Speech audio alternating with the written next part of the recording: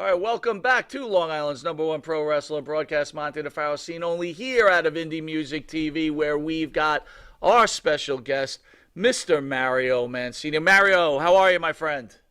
Good, brother. How are you? I graduated high school June 20th, 1984. The next day, I turned 18 on June 21st. And July 31st, I turned pro 40 days later. Damn. So, wow. You know, yeah, my first match was July 31st against Greg Valentine in the Poughkeepsie Civic Center. Watching me on TV on a Saturday morning, if you ran out of milk, if you got up and got a glass of milk, my match was over. So you can't, you can't get a good gauge of how good of a wrestler I was when I was on TV. But what made me feel good were the house matches. When I'd be walking to my car, and there was always a few fans that stopped and said, Mario. There you go. We have your autograph? And I go, yeah, I'd sign your autograph. And always one guy would go, man, you can wrestle. There you go. I go, yeah, isn't that amazing? Yeah, right. Yeah, right. Well, back in those days, you were a specialist. I mean, it is what it is. But I wanted to ask you, Greg the Hammer Valentine's like probably my favorite from those days. What was he like? How did he treat you? And how did the top enhancement, being an enhancement guy, how did the top players treat you as, somebody who was always putting everybody over for them? Well, let me tell you something. Such a great question. And what you asked me is one of my greatest wrestling stories. And you know what? Every time I see Hammer, he goes, first of all, I got to have a cheesecake for him. Because that's my thing. That's my hobby. I make 46 different flavors of cheesecake. Oh. Between him and Demolition, I go through, 8 pounds of cheesecake. So, okay. So Hammer sees me, goes, tell me a story. So, all right, sit back, because this is a long story. So, myself, I don't know if these names are going to ring a bell to you. Myself, AJ Petrucci, okay, Dave Barbie, and Seth Cohen, who worked as Robbie Parliament, okay, we're ripe, and we're ready to go. So Tony Altomar taught us. Tony Altomar. There we go. Tony Altomar was tag team partner with Lou Albano. They were the Sicilians. Absolutely. Right? Yep. All right. Yep. When we went to wrestling school, he talked just like Mickey. Didn't look a thing like him. He goes, and before he would talk, he'd go, listen, you guys are friends, so you're sparring with each other. When you enter that ring against somebody you don't know, you're going to apply this stuff. You're looking to hurt someone. We said, we nodded our heads like bobbleheads. We said, okay. Kayfabe was alive and well, right? Mm-hmm. All right. So now I go to Poughkeepsie. I'm downstairs in the dressing room. Gorilla Monsoon screams my name out. Now, I'm really not used to my name yet, so I'm not answering. Now, you guys know my real last name. It's a pain in the neck. So, my mother's maiden name is Mancini. So, he just stuck Mario in front of my mother's maiden name, which brought my mother to tears when I told her what my wrestling name was.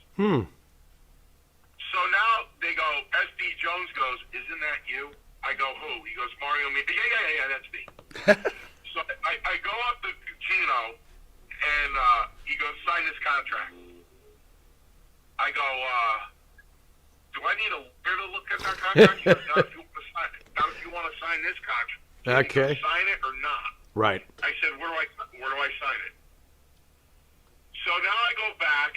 Tony puts his arm around me. He goes, kid, come here. He goes, This is Chief Jay Strongbow. Now, I've been watching wrestling since I was 7 in 1973. So I wanted to look at Tony and go, really? No kidding. There's no kidding, it's Chief Jay Strongbow. I said, hi, Mr. I'll do my 18-year-old voice. I go, hi, Mr. Strongbow. What do you need me to do? He goes, see that chair over there? I need you to sit in it and shut up. I said, okay. In half a mile, So now keep left. Now he calls me up. He goes, hey, kid. I said, yeah, Chief. He goes, go talk to Valentine. I go, what am I going to talk to Valentine for? He goes, you're working with him. I go, I'm wrestling him? He goes, yeah. I go, is this title shot or non-title shot? Because it's a continental champion. Oh, boy. So now he gives Altamar side eye. I said, because you know what, Chief? Keep left. I'm a good wrestler. I'm going to beat him. I'm going to beat Valentine tonight. Okay. He gives the side eye to Tony. Go talk to Valentine. I go, I'm not going to talk to him. I'm wrestling him. Oh, Tony boy. puts his arm around me, and he goes, go talk to Valentine. I said, all right. So now I walk up to the hammer. I go, hi, I'm Mario Mancini. I'm wrestling. I'm not working with you. I'm wrestling you. So Valentine goes, he looks up because he was lacing his boot. You know, he looks up. He goes, how old are you? I go, I just turned 18 last month, like Lurch from the Addams Family. He goes, how many matches? You go, how many matches have you had? I go, this is my first professional match. Oh, my God. He goes, listen to me. Keep your legs as loose as you can, like wet noodles. He goes, the stiffer you keep your legs, you're going to hurt yourself. I'm not going to hurt you. Okay. When I slap that figure 4 on you, my stomach drops, my heart breaks, and I go, I got to lose. This is a setup. I got to lose. You really were brand new. Yeah. Oh, my God. Right? I go, so now I think really quick for a kid. I go, do I get a comeback? And Valentine goes, oh, you want to come back? I go, yeah. He goes, I'll give you one. After you submit to the figure 4 leg lock, get off the canvas and come back to the dressing room.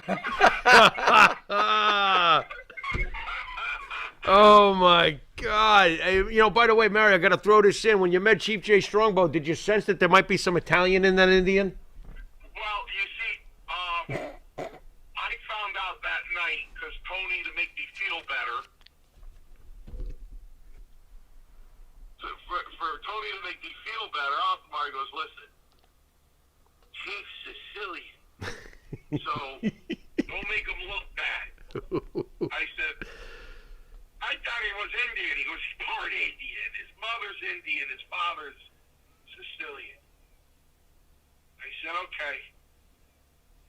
So I drove Chief crazy for about 6 to 8 months. The way I got close to him was, that was July 31st, 84. Then August 9th of 84, Terry Garvin calls me. I love Garvin's voice. Mario. I go, yeah, Terry. Goes, I need you in West Warwick, Rhode Island tonight for a house show. I said, okay. So I go to West Warwick, Rhode Island. It's an amphitheater, one of those partially opened amphitheaters. So I go in there, and Chief's the agent. I go, hi, Mr. Strongbow. He goes, hey, kid, get dressed. I said, now I got to try to get smart, right? Who am I working with, Mr. Strongbow? He goes, Dr. D. David Shaw. Oh, boy. Good luck. I go, Good luck. I that match come with a first aid kit? David and I have so much love for each other too. He's awesome. We have met him. He just texted me today. He goes, "Boy, I can't wait to see you in Hamburg, PA next month." I said, "Yeah, Doc, I'll be there." So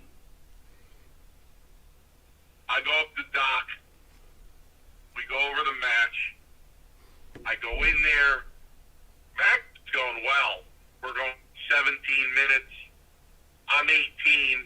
I can go 117 minutes, right? He's got me in a headlock. He's tickling my neck a little bit. I go, this guy's a nice guy, you know. Calls a couple spots. I outsmart him. Tickling your neck? Tickling my, yeah, like with his I got you. He's like, I got you. tickling my neck. So, Oh my God.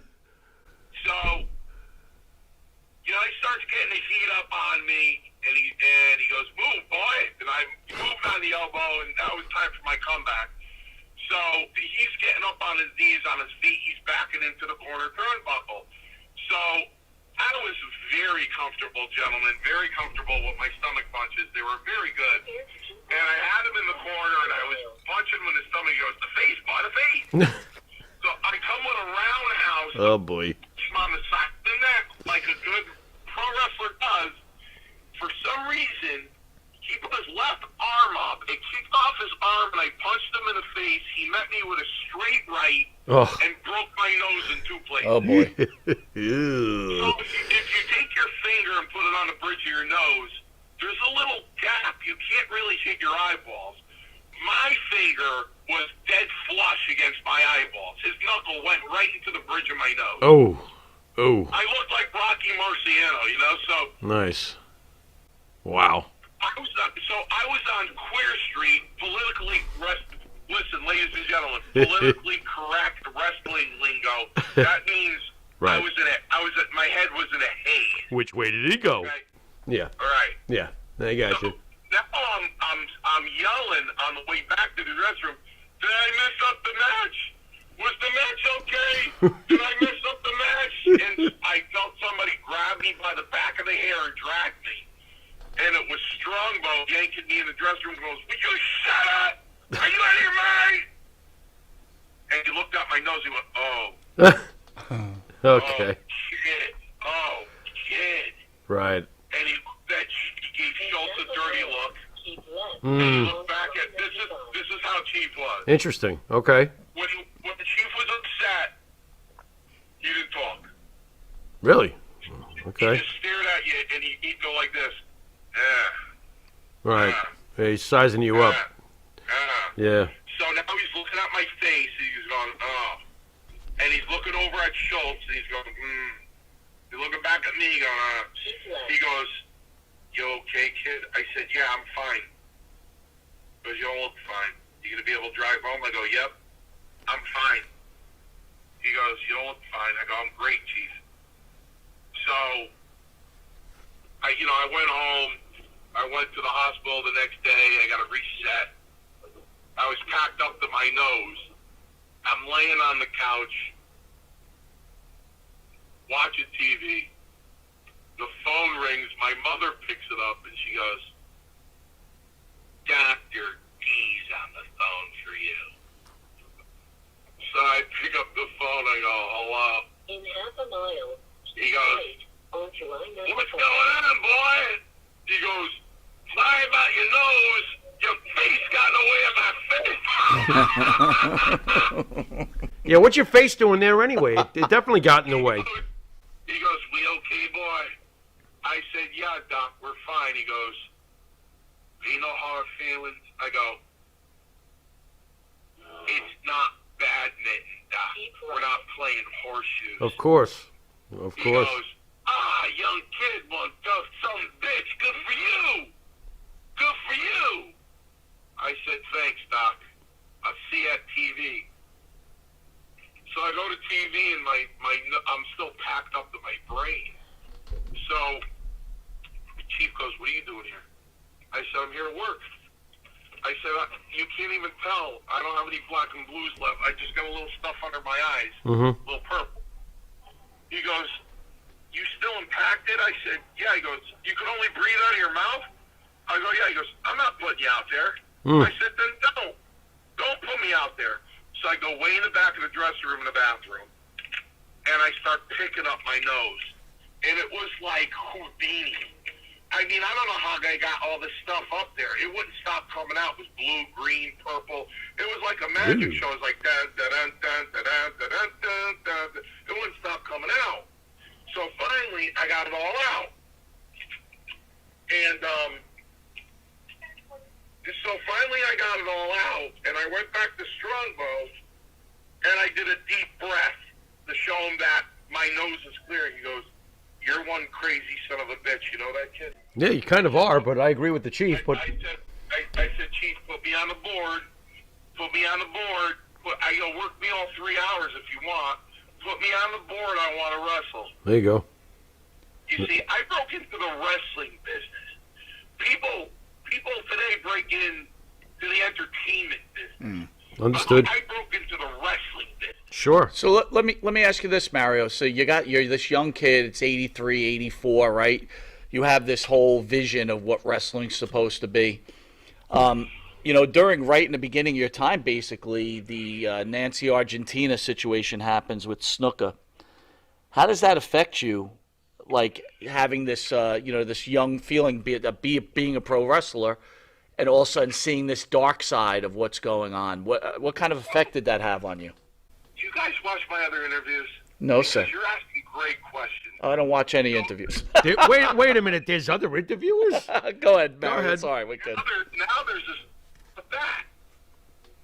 Gotcha. So I walk into the arena, right? Now Snuka's got this big thing going with Piper, Prepare to keep right after 2 miles. right? Got the coconut thing, big thing with Piper, right? Mm-hmm. So I walk into the arena. I'll be honest with you, I forgot where. Okay. I want to say it was Baltimore for some reason. All right. And the Tonga kid is cutting a promo. Ah. And he's going, Piper! Piper! So I go up to Chief and I go, "Hey, Chief!" He goes, "What?" I go, "Why is the Tonga kid screaming Piper? Where's Snuka?" He goes, "Mind your business." Oh. I go, "Where's Snuka?" He goes, "I don't know where Snuka is." I go, "But you changed the angle right in the middle." I go, "The story you changed. Well, how come you got replaced?" He goes, "I don't know." Shut up. There you go. I go, "Okay." And it took maybe 3 days Mm-hmm.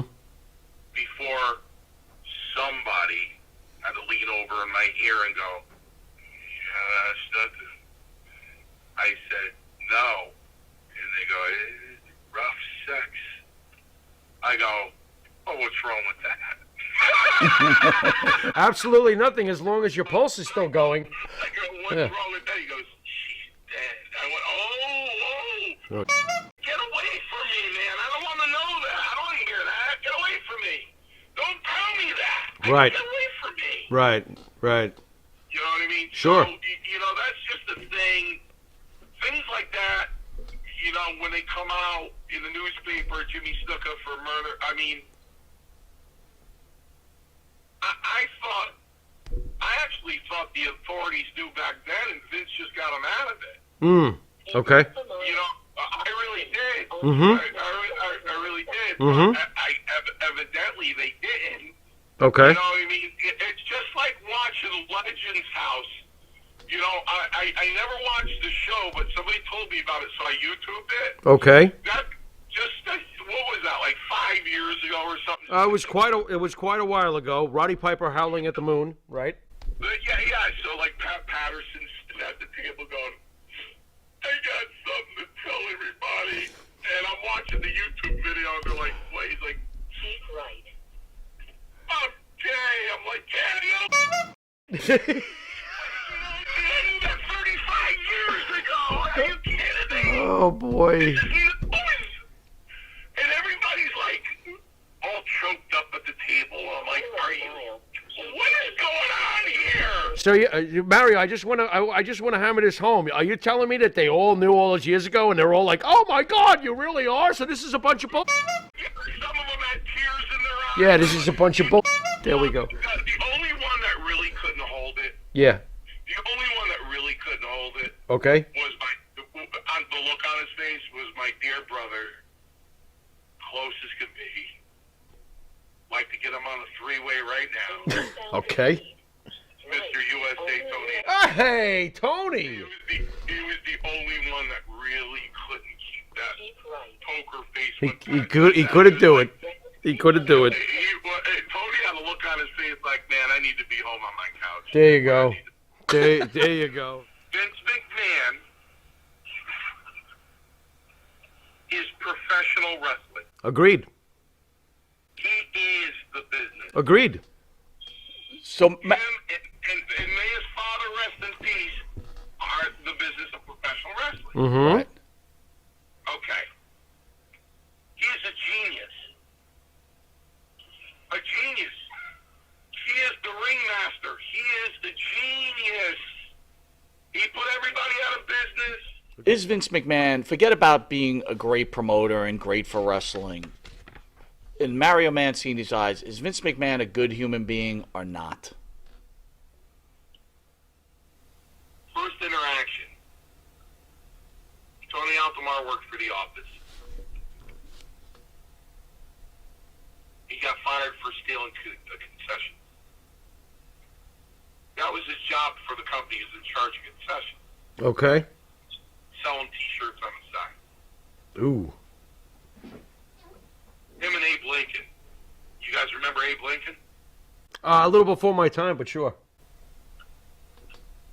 There was this little guy that put up the ring. He was like 5 foot. Oh, I thought you meant the real Abe. Never mind. Sorry. He was like 5 foot. Okay. Son of a bitch with the spitting image of Abe Lincoln. Really? Okay. Listen, the spitting image Right. of Abe Lincoln.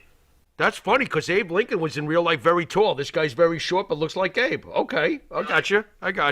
So I never knew his real name. He just Honest Abe. Okay. So Abe Lincoln got fired with Tony. Okay. He wasn't so honest. I got nervous. Tony brought me into the business. Mm-hmm. So Vince came down between tapings. I said, I'm sorry, Mr. McMahon, can I have a word with you, please? He said, yeah. I said, I'm not a thief. And I wasn't raised that way. My parents didn't raise me that way. I earn everything I get. And I don't steal. I'm not a thief. And I don't want to be associated like that because I know he brought me into the business. And I don't want to pay for his sins. He goes, don't worry about it, Mario. Don't worry about it. Okay. I said, okay. The second interaction was in Brantford, Ontario, Canada. When I went outside the dressing room in 86, 85 or 86, went around the corner where the steel barricades were, Mm-hmm. and I was trying to pick up a couple of ring rats. Nice. I was sitting there and they were smiling, and I had a hot one. I go, you come over to Peace Bridge with me? I go, how old are you? She's like 22. Okay.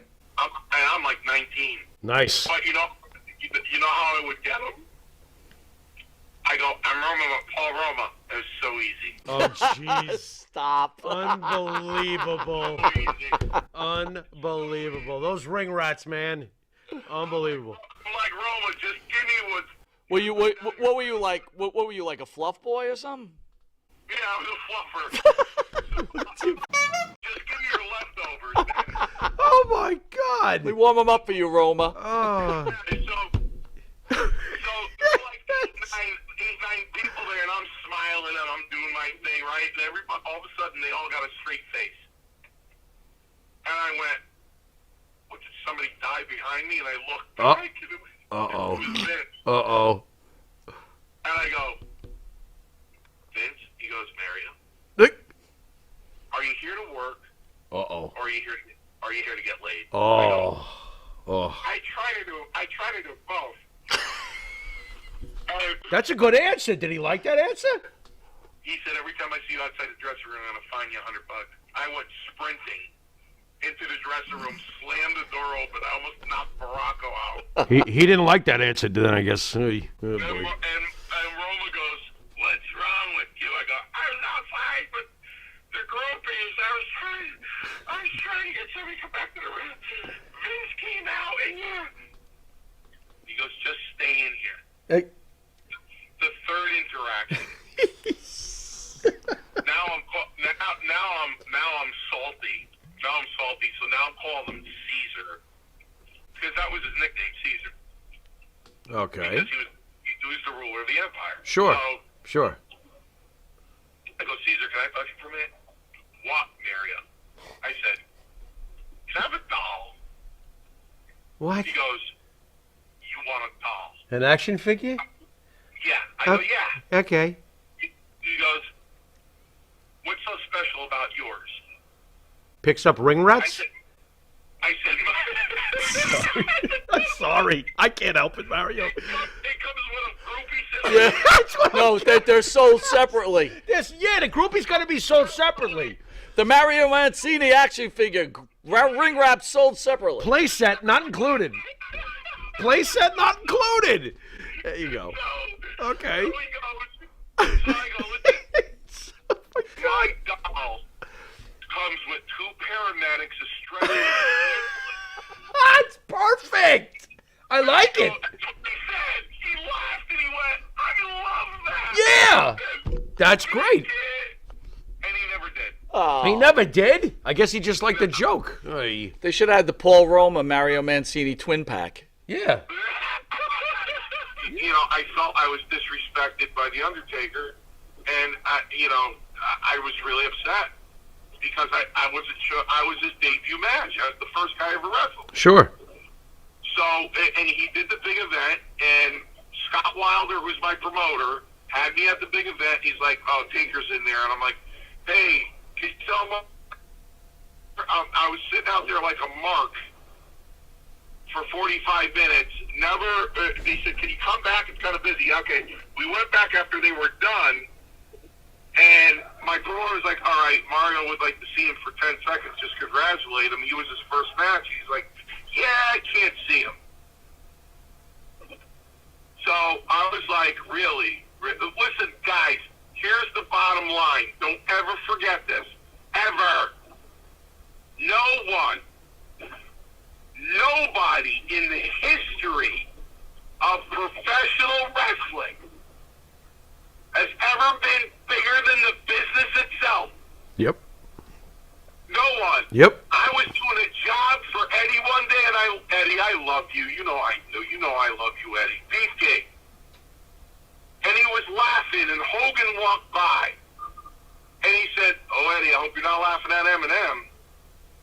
I hope you're not doing that, Eddie, because the people you see on the way up are the same people you see on the way down." Good for Hogan. Which means, gentlemen, at the end of the day, aren't we all just jobbers?